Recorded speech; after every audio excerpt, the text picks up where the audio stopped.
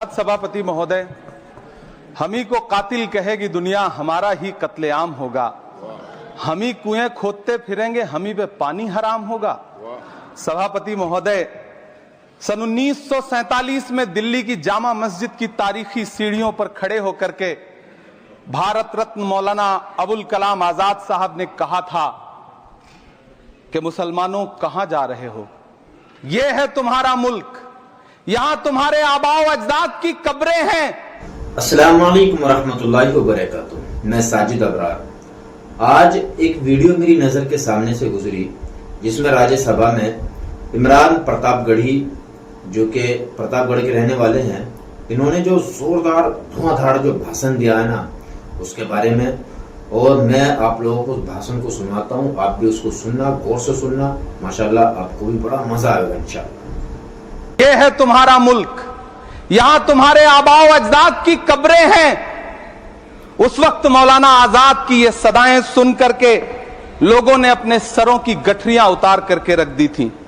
आज उसी दिल्ली में मौजूद देश की संसद में एक बिल आया है जो हमसे उसी जामा मस्जिद की सीढ़ियों के सबूत मांगेगा, जो उन्हीं सीढ़ियों के पास अपनी कब्र में सोए हुए मौलाना आजाद को फिर से कब्र से सदा देनी पड़ेगी कि ये जो कब्र है वो मेरी कब्र है, ये किसी सरकार की जागीर नहीं है।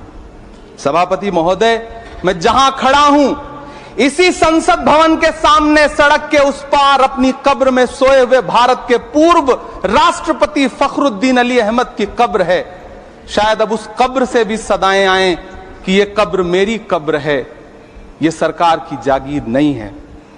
सभापति महोदय, मैं वक्फ कानूनों में किए जा रहे संविधान विरोधी बदलावों के खिलाफ बोलने के लिए खड़ा हुआ हूं। संविधान का आर्टिकल 14 हो, 29 हो, 30 हो, चीख चीख कर कहता है कि देश में सब बराबर के हकदार। आर्टिकल 26 कहता है कि सबको अपने अपने मजहबी कामों के लिए मंदिर, मस्जिद, गिरजाघर, गुरुद्वारों का निर्माण करने का हक है और उसका रखरखाव का भी हक है।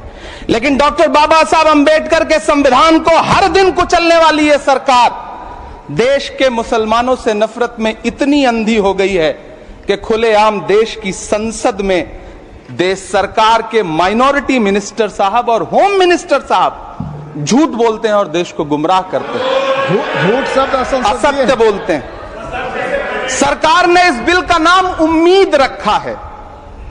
मंत्री जी कल से इसे देश के मुसलमानों के लिए नई उम्मीद बता रहे हैं। नहीं मंत्री जी, न तो यह बिल मुसलमानों के लिए नई उम्मीद है और न ही उम्मीद की नई किरण। सभापति महोदय, भाजपा ने पूरे देश में वक्फ के नाम पर कई सारे झूठ फैलाए हैं। आइए आज उनकी सच्चाई पर बात करते हैं। वक्फ ट्रिब्यूनल को ऐसे बताया जाता है जैसे वक्फ ट्रिब्यूनल कोई मजहबी खाप पंचायत हो। सभापति महोदय, जबकि सच्चाई यह है कि वक्फ ट्रिब्यूनल भी तो सरकारी न्यायिक विभाग है जिसमें सरकार द्वारा नियुक्त जज होते हैं, जिसमें प्रशासनिक अधिकारी होते हैं, कहीं ऊपर से थोड़ी आ गए। सभापति महोदय, देश के गृह मंत्री जी ने इसी सदन में कहा कि वक्फ ट्रिब्यूनल के फैसले के खिलाफ कोई कोर्ट नहीं जा सकता, जबकि सच यह है कि वक्फ एक्ट 1995 की धारा 83(9) के तहत हाई कोर्ट वक्फ ट्रिब्यूनल के फैसले की न सिर्फ समीक्षा कर सकता है बल्कि उसे बदल भी सकता है। सच तो यह है कि वक्फ बोर्ड खुद अपनी जमीनों के लिए कई सारी कोर्ट में मुकदमे लड़ रहा है। सभापति महोदय, दिल्ली की जिन 123 संपत्तियों को लेकर कल माइनॉरिटी मिनिस्टर, होम मिनिस्टर साहब और अभी आदरणीय नेता सदन बात कर रहे थे, आइए उनकी सच्चाइयों पे भी बात करते हैं। 1911 में जब अंग्रेजी हुकूमत ने कोलकाता के बजाय दिल्ली को राजधानी बनाने का फैसला किया तो रायसीना हिल्स के चारों तरफ जो मुसलमानों की ढेर सारी जमीनें थी उनको एक्वायर किया गया और लुटियन को इसकी तामीर की जिम्मेदारी सौंपी गई।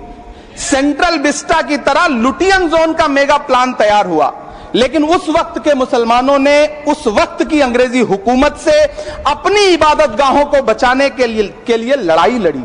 मामला ब्रिटिश गवर्नमेंट तक पहुंचा। तब यह तय हुआ कि वो जो धार्मिक स्थल हैं उन्हें जस का तस रहने दिया जाएगा। इंडिया गेट के बगल वाली मस्जिद हो जाप्तागंज, सुनहरी बाग मस्जिद हो, पार्लियामेंट रोड वाली मस्जिद हो, ऐसी 123 संपत्तियों के मैनेजमेंट के लिए 1913 में मुसलमान वक्फ वैलिडेशन एक्ट बना और उसके बाद एक नया शहर बसाया गया जिसे लुटियंस जोन का नाम दिया गया।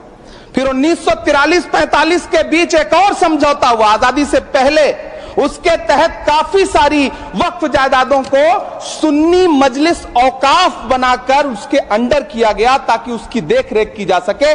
गृह मंत्री जी 2 दिन से सदन में जो बात कह रहे हैं वो दरअसल 123 संपत्तियां उसी सुन्नी मजलिस औकाफ के तहत आती। सभापति महोदय, आजाद भारत आजाद हुआ।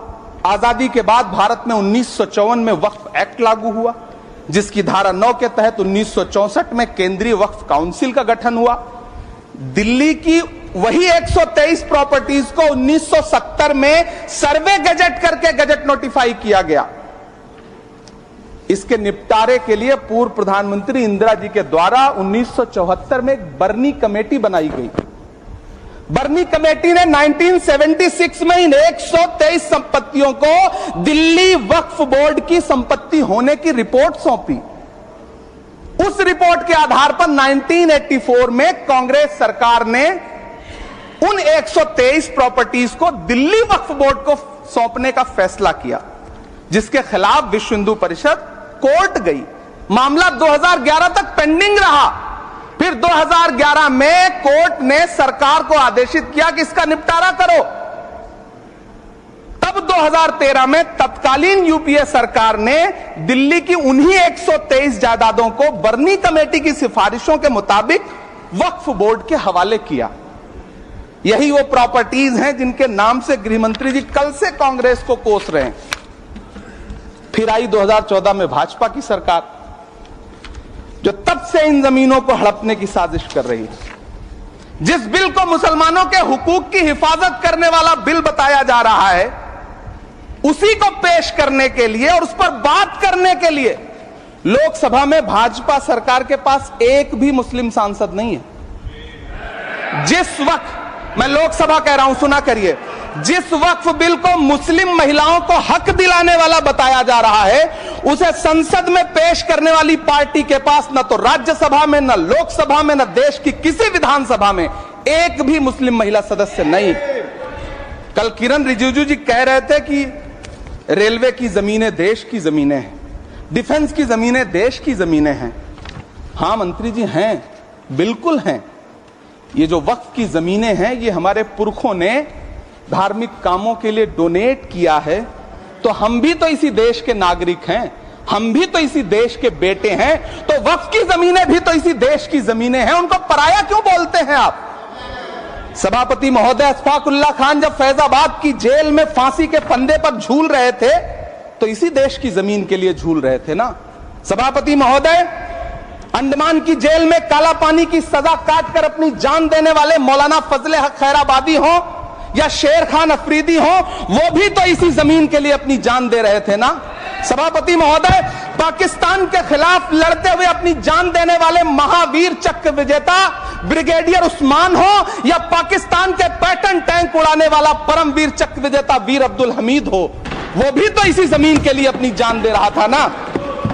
और मंत्री जी, मैं इस सदन में अलल ऐलान ये कहता हूं कि जब भी इस देश की जमीन को लहू की जरूरत होगी, आपसे 2 कदम आगे इमरान खड़ा मिलेगा। ये मैं आपसे यकीन दिलाते हुए कह रहा हूं। सभापति महोदय, मैं सरकार से कहना चाहता हूं, हमसे हमारी इबादत गाहें तो मत छीनिए ना, हमारे घरों पे बुलडोजर तो मत चलाइए ना, हमारी कब्रों में तो हमें सुकून से सोने दीजिए ना। सभापति महोदय, माइनॉरिटी मिनिस्ट्री का बजट कट करके, मुस्लिम बच्चों की स्कॉलरशिप बंद करके अब सरकार कह रही है कि हम वक्फ की आमदनी से गरीब मुसलमानों का भला करेंगे। गुजरात की बेटी बिल्किस के बलात्कारियों की रिहाई के बाद उन्हें माला पहनाने वाली लोगों के नेता ये कह रहे हैं कि यह बिल मुस्लिम महिलाओं को उनका हक दिलाएगा। धन्यवाद मोदी जी, क्या बढ़िया सौगातें मोदी दे रहे हैं आप। पहले हमें गुजराते मोदी दिया, आप सौगाते मोदी दे रहे हैं। लेकिन यह सरकार इतना याद रखे कि इसी ठसक के साथ देश की संसद में सीए का कानून भी लाया गया था और कहा गया था बड़े बड़े भाषण दे करके कि तो मेरे प्यारे भाइयों, आपने ये वीडियो देखी और इमरान प्रतापगढ़ी का धुआंधार भाषण भी देखा है, तो आपको कैसी लगी और आपको आपकी क्या राय है इस वीडियो के बारे में कमेंट करके जरूर बताना।